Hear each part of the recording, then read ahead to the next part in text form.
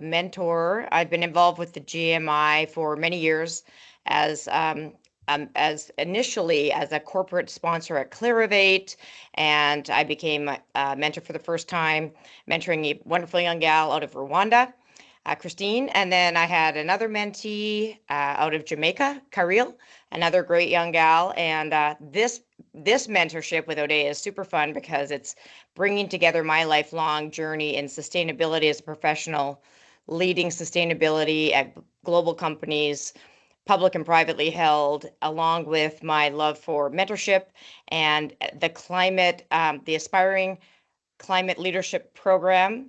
Shout out to Think Human Fund for supporting and funding that.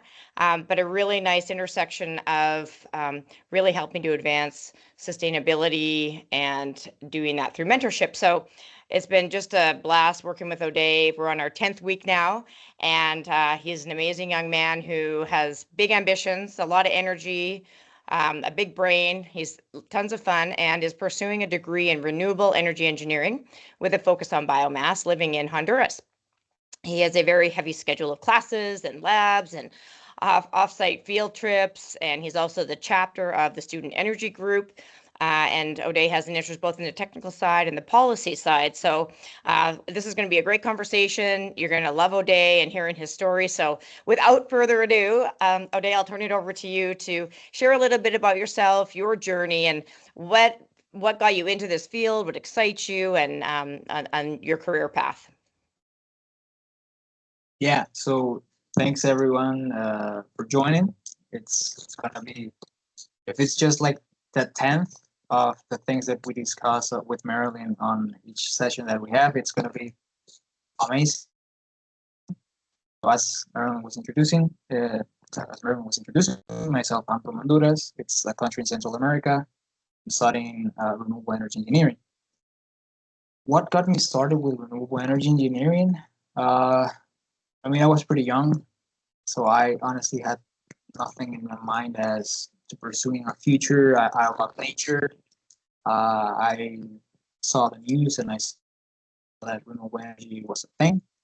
So I said, all right, let me get into this field. And as time went along, I started realizing that this whole energy system and the whole renewables system is part of a bigger, much complex system, and it's something that I am learning to love. Learning every single day about renewables is my passion. Uh, as Marilyn was saying as well, I'm part of the chapter of Student Energy at UNACIFOR here in Cihuatepec, Honduras. I was the founder and the president last year, and I'm currently in the journey of trying to help the next generation of the chapter's representatives to develop their skills. It's something that's hard work. I'm pretty sure that many of you that are here have that same experience, like trying to delegate certain activities that you have to do and responsibilities. And I don't know, it's awesome that that everyone is here trying to listen to our conversation. And big shout out to GMI, the Human Think Fund. It's been a pleasure getting to meet Marilyn, and I'm sure that any other mentee is going to be able to say the same thing. Yeah, it's awesome that we're here, and let's continue with the conversation, Marilyn. Awesome.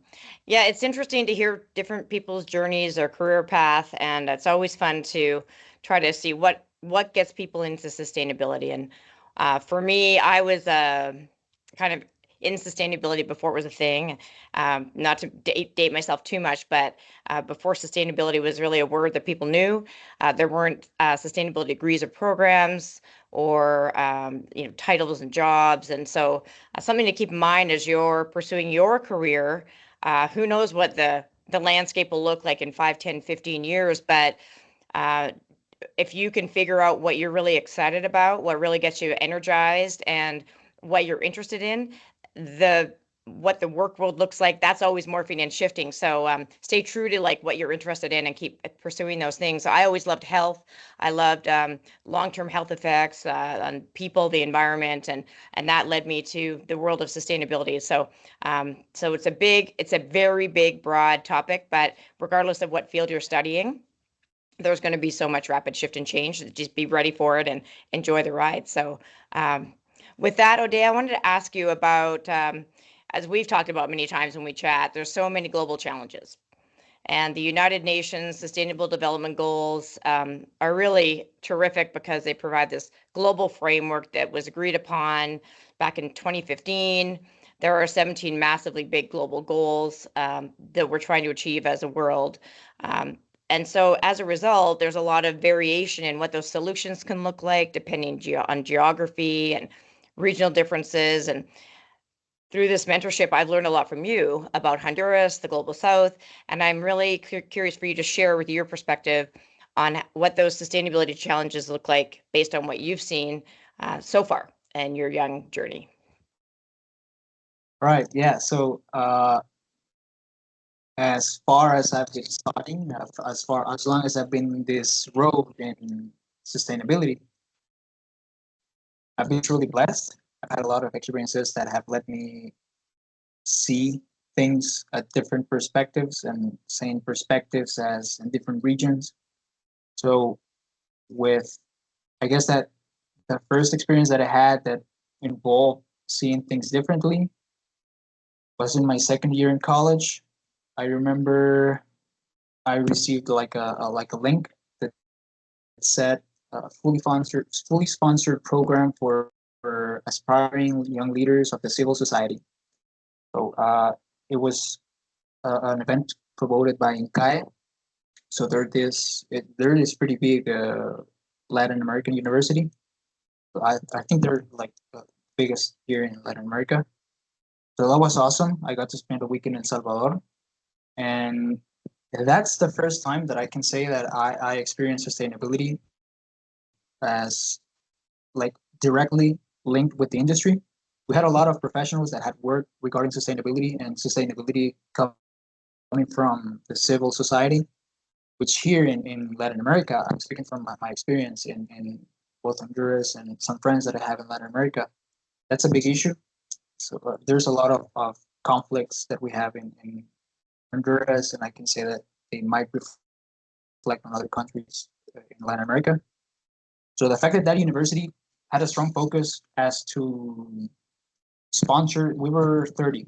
So we were 30 participants to sponsor 30 participants for a week in El Salvador, which for anyone that watches the news, El Salvador 3 4 years ago, I think, or 5 years ago, it was a pretty rough environment. From things that I've heard in the news, apparently they're doing really well compared to previous years. So that was pretty awesome to see. That university decided that country as the place where the event was being held. So they talked about sustainability in businesses and how they wanted to help the civil society. It was seen as the base of the pyramid, which is like a strong concept of without certain communities work regarding the pyramid as a whole, the whole pyramid was going to tumble. So that was awesome. That got me thinking into, all right, so I got this experience, I got this knowledge, what I'm going to do. I don't want to be just selfish with the things that I have. I want to share them some way. And then we established the Student Energy chapter, which it's awesome. The things that Student Energy are doing worldwide, it's incredible, and it sort of empowered me to try to empower others, and that was awesome considering that they are a Canada-based organization and they have chapters all over the world. I started thinking about how to get involved with my peers and trying to let them see and trying to make them understand that sustainability is something that is happening worldwide, and the more people that are involved in it, better. So we established a chapter, and then I applied to participate in the Student Energy Summit. So it was, I think, 2023. It was in Abu Dhabi. I got to be there. I got to talk to a lot of people, to meet incredible folks, and almost everyone is working regarding sustainability. And then this year, I applied to participate at the IRENA Youth Forum, IRENA Youth Forum. So IRENA is the International Renewable Energy Agency, and yearly they do this youth forum and the IRENA Assembly. I participated in that. Same thing, if not better. We had a lot of people. Everyone they were so excited with personal projects regarding sustainability and climate action. It was awesome. And coming back to the question, right? What's the perspective of the global of sustainability as a global aspect? It's amazing to see that despite the differences that there are from my country, Honduras, and from El Salvador, which is like a neighboring country, all the way to Abu Dhabi, sustainability is the thing that everyone's talking about. And I don't know, it's just awesome to see how, specifically with the student empowerment thing, how much governments and organizations and how many opportunities there are regarding sustainability. And the ideas for the global south is we have to stay in touch with what other things are happening worldwide so that we can implement them. I was telling Marilyn, I think this session, that the global south is sort of slowed regarding the development. We're developing economies, we're emerging economies, but that's like an advantage and a disadvantage. Disadvantage because there's a lot of political instability and social inequality and a lot of issues. But at the same time, we're able to learn from other people's mistakes or try to follow paths that have already been paved, maybe not paved well enough, but we can follow them. And if we decide that, no, I don't like the way that this road is set, we can actually try to make the road different. So that's my experience with sustainability and the whole global aspect. So I love how much you've accomplished even at this young juncture in your whole journey. But can you talk a little bit more, because I think this is interesting for a lot of the people on the call. You mentioned going to El Salvador and Abu Dhabi. These are really amazing opportunities. Can you talk a little bit more about how you found out about these and what was involved for you to get selected, and were you getting support from the university or other folks, or like how did that play out? All right, so I come from a public institution, and I don't know if there's anyone in the crowd and the people here that comes from the global south. Most of the time, the public institutions in the global south, they're not that good, and it's not my institution is not the exception. So a lot of issues. As I said, with issues you have sort of advantages. So regarding the support from my institution, the only support I got was like a note that said that I was going to the event and I could present it to my teachers, and they were going to be like, all right, so you can like reintegrate yourself, just make sure that the topics you learned them by yourself. So that's like the only support I got. So how I learned that this sort of events were happening and how I had the exposure to these events, it almost started like a snowball effect. So the first time when I went to El Salvador, the university just sent a link and it said, hey, if you're interested in participating in this program. So the program was like 6 months. So we had to prepare ourselves regarding leadership, the whole civil society aspect. It was pretty awesome. So I participated in it. I met people. I loved the whole concept of leadership and sustainability. I started studying energy, and at the same time, they shared the opportunity. I saw it, and up to those two, the organization, the institution shared it. I mean, the institutions, they always share the events, but I mean, the institution shared it with me personally. But in the arena one, and this is something that it's really special. And I'm a believer in God, so I believe that God does everything for a reason. And so for the arena one, I actually got it from my connection that I made on my previous trip to Abu Dhabi. So it was a really good friend of mine. She saw the event and she was like, "Hey, you saw that there's this event. You should apply." So I applied, and I was elected to participate. It was an incredible experience. But coming back to the question about the whole global perspective, I guess that's also important. That in this world, considering that we have AI, that I mean, the jobs that they do, the job that AI does is so incredible that there are certain skills that you need to have in order to differentiate yourself in the market, you can say. But the networking skills and the people skills, that's something that AI does not have.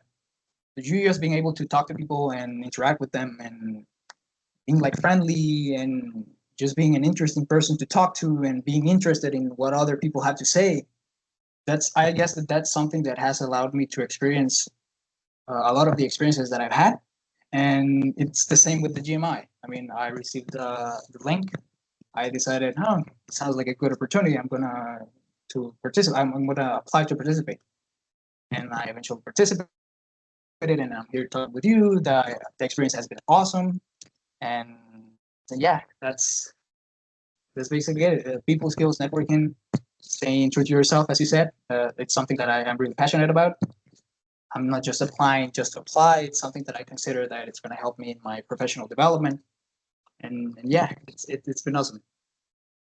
I love all that, and just for those on the call, Odeh and I, we get on a call for 45 minutes, and it's 2 hours later, and we have to hang up. But we talk a lot about this type of thing, and I often say, the one thing that if there's one piece of advice I often give to mentees and other folks who are asking, is to be insatiably curious. Always wonder, look for opportunities, explore what's out there. Not everything is going to be something you want to pursue, but you're not going to know until you check it out. And you just gave a bunch of examples from the GMI to going to El Salvador, going to Abu Dhabi. Just being curious and taking some risks, taking a leap of faith. And the other is, taking initiative. Starting the student energy group, and all of those actions engage you into like your life and your career, your path, and it opens doors. So the more that you connect with that on a personal level and then with other people through networking. I mean, I think Odeh, you done a really great job, and can't wait to see where you continue to go with this. So Yeah, I love that you've been able to do that. yeah, but I mean, I've talked plenty about myself. I bet that the people here would love to hear your experiences. So coming back to you asking me about the whole global perspective on sustainability, I would like for you to share with the public here how has the whole global aspect of sustainability in your career, how has it been? What are some things that you would love to share with the people here? Well, I think that's a great question for anyone because I think that everyone's got a story to tell. I'm actually Canadian, so let's start there. And then now I live in the US, so I'm a dual citizen. And I've worked for I've worked for a number of companies, but three major companies while I've been working in the US. And two were based in the UK, one based in Switzerland, and all operating around the world. So I was not only was I in sustainability before it was a thing, I was also working remotely before that was a thing.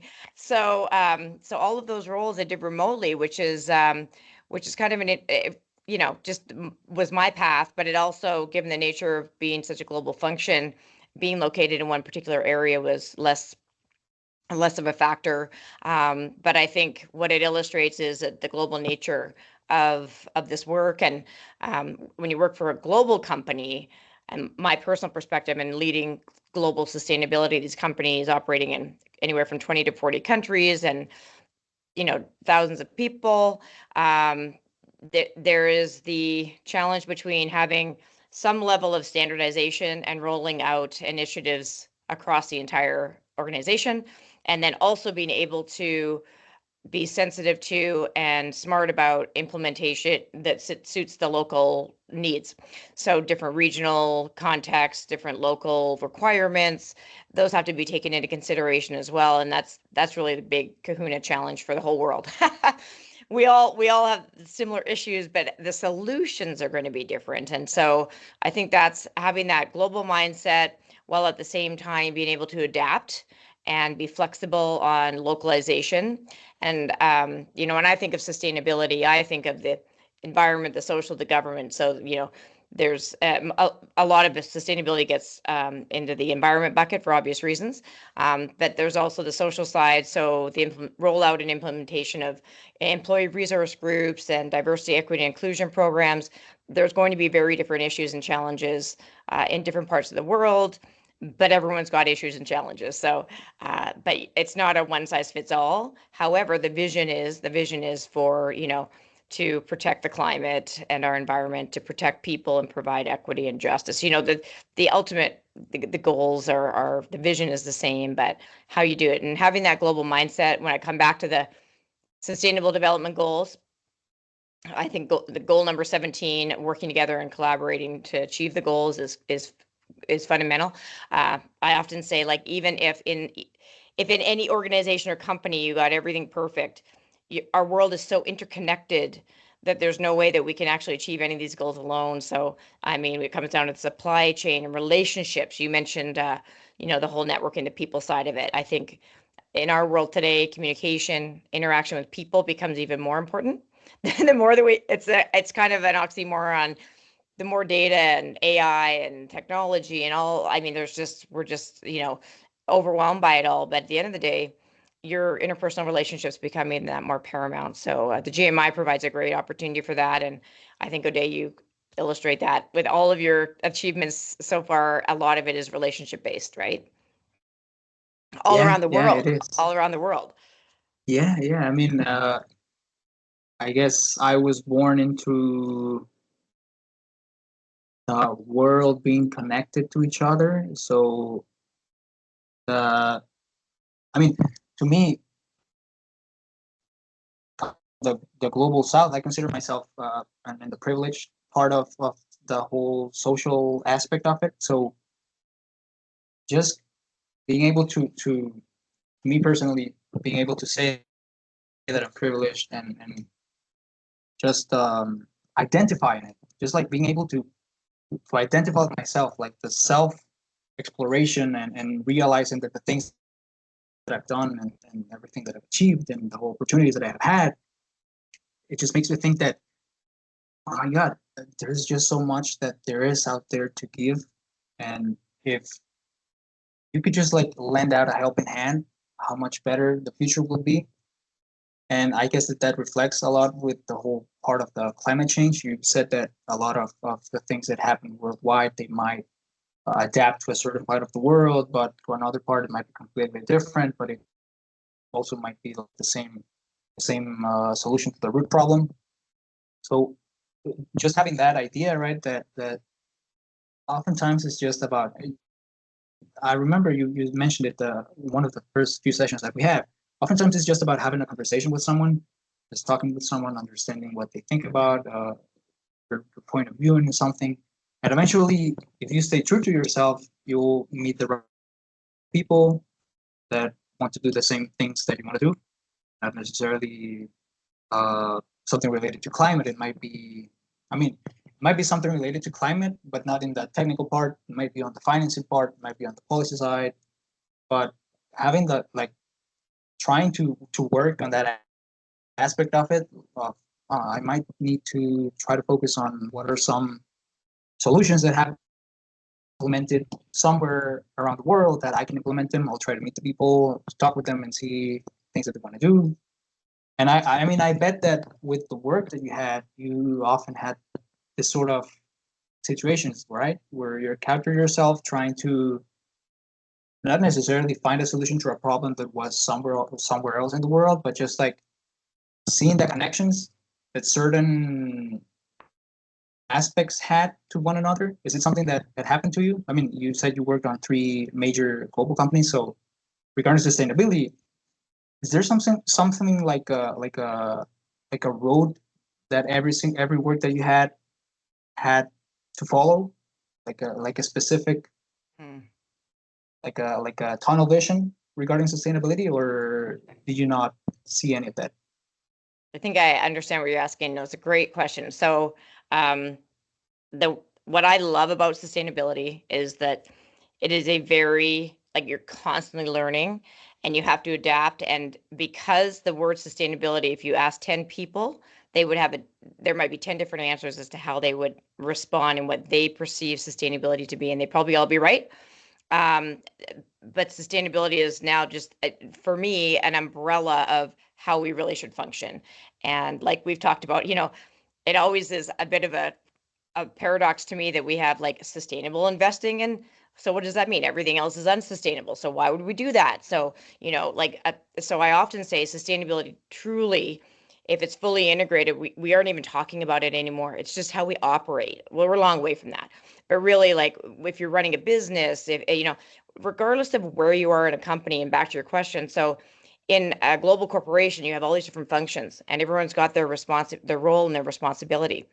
As a chief sustainability officer, the role is to be able to see and connect through systems thinking and through cross collaboration across the different functions to say, okay, you're in procurement, you're the expert in that. Let's bring this lens of sustainability. Let's think about the entire supply chain of what you're buying, how we're buying it, where we're buying it from, where we're sourcing from, in addition to the price, in addition to the supplier reliability. If you're in finance, if you're in sales, it doesn't matter where you sit in the organization, you're the expert in what you do.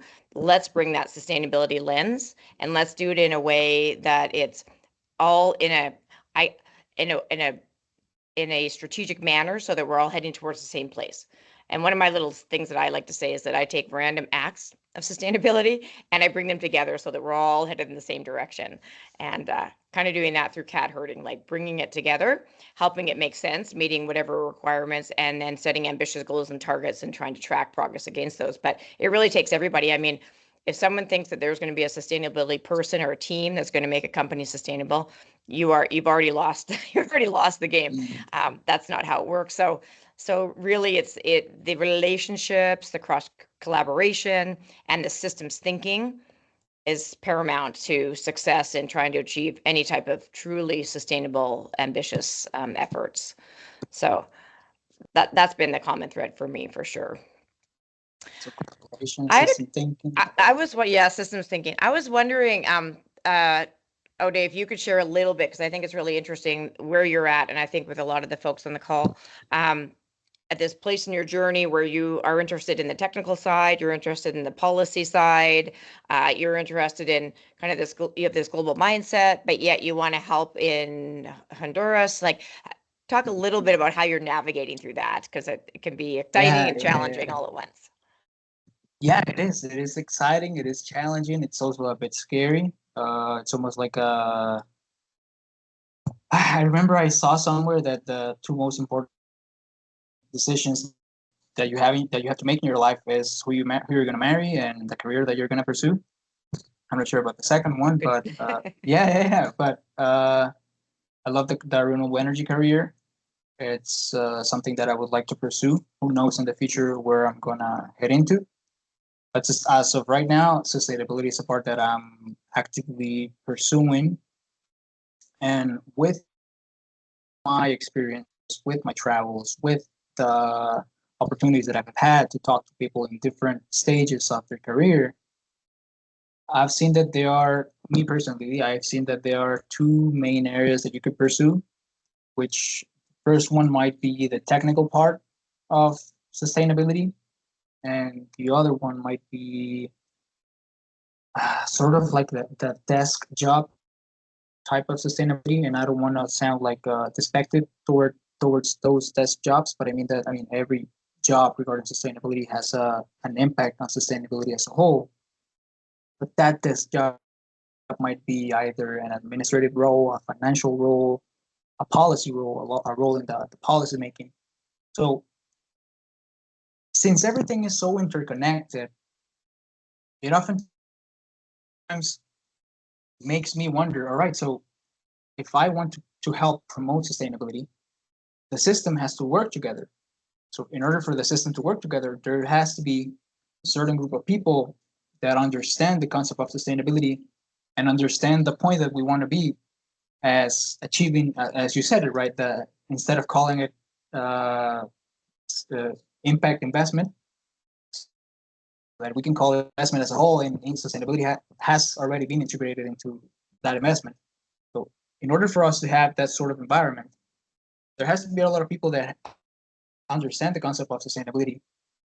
And it makes me wonder, where in my career do I want to, or where do I want to be placed in when I think of myself in the future? So the technical part is something that I am currently interested in. It's super important, and considering my role in renewable energy and the data revolving that how energy consumption is going to look like in the future, it's something that I want to pursue. But at the same time, being from the global south, there's a lot of policies that stop this sort of transition, right? The energy transition, which is something that I have to personally work on, renewable energy and all that. So it makes me wonder, technical policy, where should I try to pursue my career? And I think you gave me one of the most important tips, right? So it's like, just try to keep not as many as not like trying to keep every door open, just keeping those two doors open and see which one sort of aligns better. And yeah, I mean, it's something that I bet everyone at an early stage of their career, they like have that challenge, right? But I mean, I love your journey, right? The things that you told me, how you started in sustainability before it even was called sustainability. It just sort of demonstrates that oftentimes it's all about pursuing your passion, right? Eventually, the things just form around that, and you sort of end up in an environment that you can excel in, and you can learn. Like, you can continuously keep learning. So yeah, that's my experience in this early stage of my career. Yeah, I think it probably is even more so now. I mean, our world has so many options, right? And yet, if we rewind even 5 years, there probably weren't that many people working in AI, and today that's a whole nother world. And then who knows, in 5 years from now. So having some guideposts, I think, is a good idea, but also remaining flexible and open, and just like you're already doing with having that kind of growth mindset and that kind of curiosity and pursuing different things.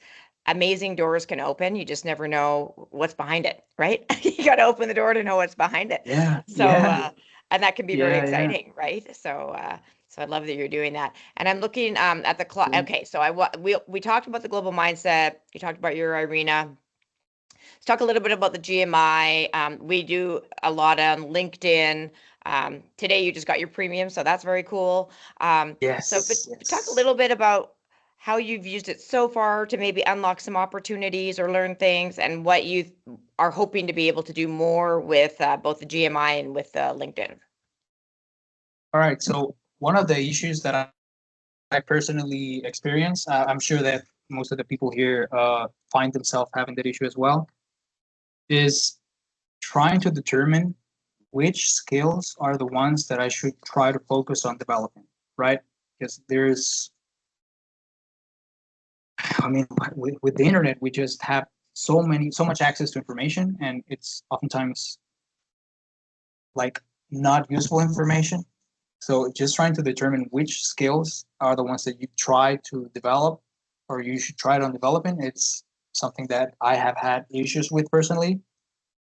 But since I started using LinkedIn, I started searching for jobs that, when I picture myself working on the energy sustainability aspect of the system, right, on trying to transition to renewables, I looked for jobs and I pictured myself in those jobs, and I saw the skills that they required, and I started thinking, all right, so if these are the skills that this type of jobs need, this might be the skills that I should try to pursue.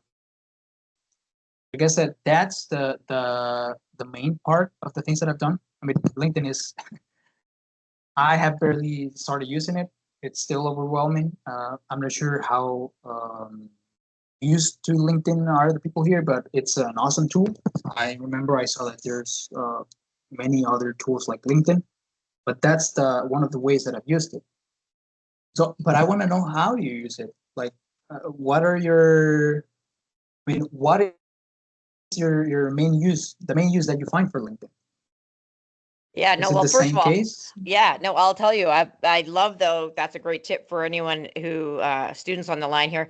If you just look at other jobs that look interesting to you to have maybe in 2, 5, maybe even 10 years, and what are the skills? What are the job descriptions requiring? And those, of course, would change, but gives you some type of an idea so that if you are going out to get a certification or just learn more, that it's going to be useful in something you want to pursue. So, but to answer your question, I kind of live on LinkedIn a lot. I'm there a lot. That's probably my most active social media. I dabble a little bit in Insta. I exist on Facebook as a ghost. But in terms of LinkedIn, I find that it's one of the most powerful networking platforms. It's a great, and with the way that people move around in the workforce, in the old days, people would hand people a business card, and then if they changed jobs or roles or their phone changed, which doesn't happen anymore, yeah, it would be difficult to track and keep track of people. And now it's wonderful. You can meet someone, you can exchange your LinkedIn profiles, you can find out all about them, you can, connect with and contact. And I get opportunities all the time. I find sometimes some of them I pursue, some I don't. New contacts that I meet. It's a wonderful way to stay connected with a lot of people in a very easy way. Otherwise, it'd be very cumbersome. Job searching, it's a great tool for that if you're looking for work. Although there are pros and cons to that. You look at a job and there's 6,000 people have applied. I don't know if that's that useful, but it is really, I think, where a lot of employers go. I don't work in HR, but in just speaking to people who are recruiters, they do go there and they use back-end algorithms. And for any of you who've gone through the program with GMI, you'll learn that some of the things, behind the scenes, recruiters use the algorithms. They use AI to take a look at what types of things that you're following, what types of things you comment on, and it will feed you more. So you can kind of navigate LinkedIn to help you to get the content and those opportunities and those people that might be interesting for you to meet. So you can, if you use it right, it can be a really exciting way, great place to find information and resources, opportunities, contacts, and connections. So I think it's very powerful, but there's a lot there. There's a lot there. We'll Yeah, explore yeah, more of that yeah. next week, Odeh. All right. Yeah, and I have another question. Um, I mean, I really appreciate the how much you have shared with me regarding your experiences in your job, in your jobs or in your life regarding sustainability and all that. But what would be some tips or some advice that you would love to share with the people here that are trying to either transition to sustainability or are in the path to sustainability, or it's something that it's the first time that they're heard about sustainability and it's something that captivates their eyes? What's something that you would give, like an advice that you would give to people listening? Yeah, I like that question.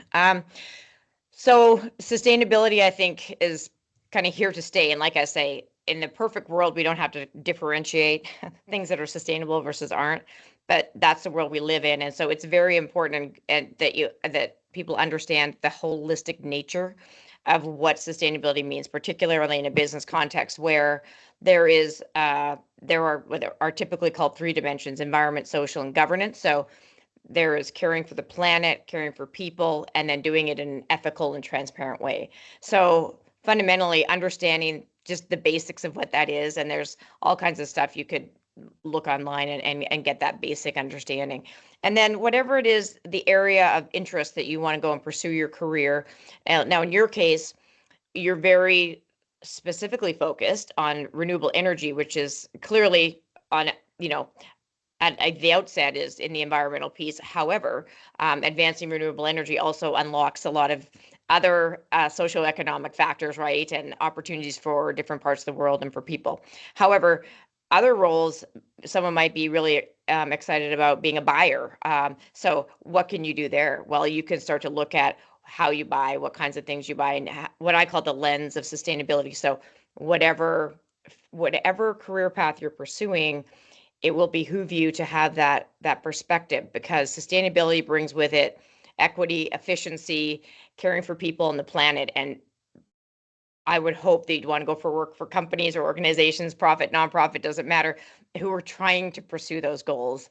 And so in order to kind of align those values, having some understanding, I think, of what sustainability is, what it means to a particular industry, what are the challenges. If you're looking at a certain type of industry that you want to work in, try to get a feel for what the challenges are around sustainability for that industry, because that might give you a little differentiator when you're speaking with someone, if you're not actually pursuing a sustainability role, to be able to at least speak to, oh, I understand that there's a real issue with child labor, and that, maybe you're interested in going to the mining sector or agriculture. I understand agriculture, there's real challenges with food waste at the growth stage in certain areas of the world. Like, dive in a little bit, dig a little deep, be curious, go out there and learn a little bit, and I bet you're going to learn a lot, because you'll start to get really interested in it.